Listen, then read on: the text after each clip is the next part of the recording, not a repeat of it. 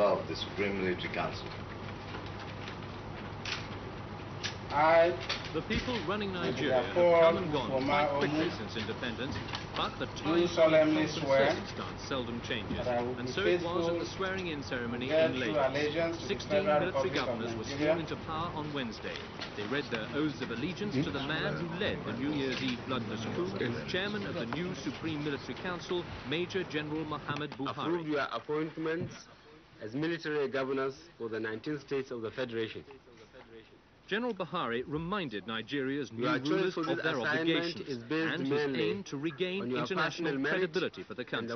One of the Council's first acts was to give armed citizens 2 weeks to surrender unlicensed firearms and ammunition or face 10 years imprisonment with hard labor.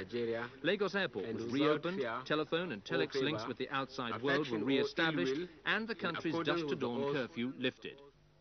The conduct of the 1983 elections dashed that hope, since as I said before on another occasion, that election could be anything but free and fair.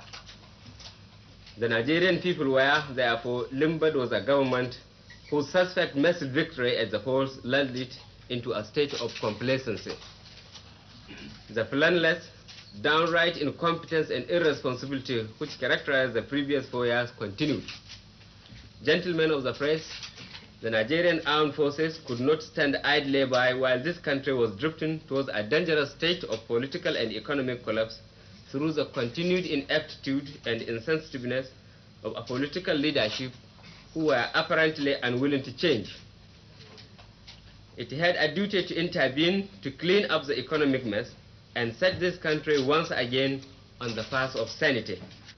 On OPEC, we have to be quick to say so because there are other member countries who try to cause confusion in the oil market by speculating that we are going to panic and start selling oil at cheap.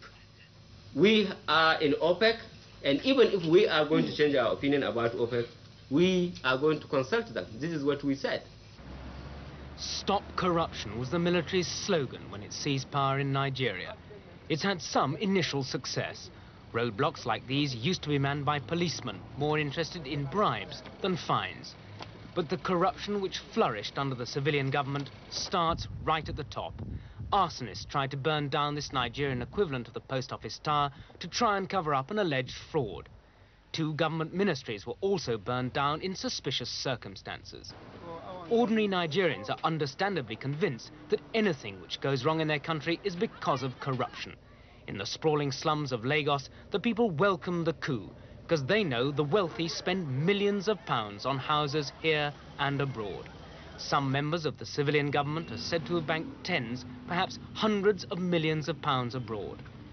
Businessmen pay anything from a tenth to a third to middlemen on contracts worth billions. But it's one thing to criticize corruption in Nigeria, another thing to stamp it out. The last military government banned a number of luxury goods more than 7 years ago, including champagne. But if you've got £45... In the markets, the army is trying to combat what it considers corruption. They're trawling stalls around the country, telling shopkeepers to charge less. But economics, like Nigerians, respond badly to threats from soldiers. Have the soldiers told you to bring your prices down? They've said it, but then we cannot sell below the cost price, That's the thing. It is when we finish the ones in stock now, then when we bring new ones, we have to adjust. I mean, if we get it cheaper, then we have to sell it cheaper to the customers. The Nigerian press reports daily on new frauds coming to light by the previous civilian government. This warehouse belonging to a Lebanese businessman contained almost 500,000 bags of rice, destined for a special presidential program to help the needy. But this military government has an added incentive to tackle corruption. If it doesn't, a restless junior officer corps may just take its place.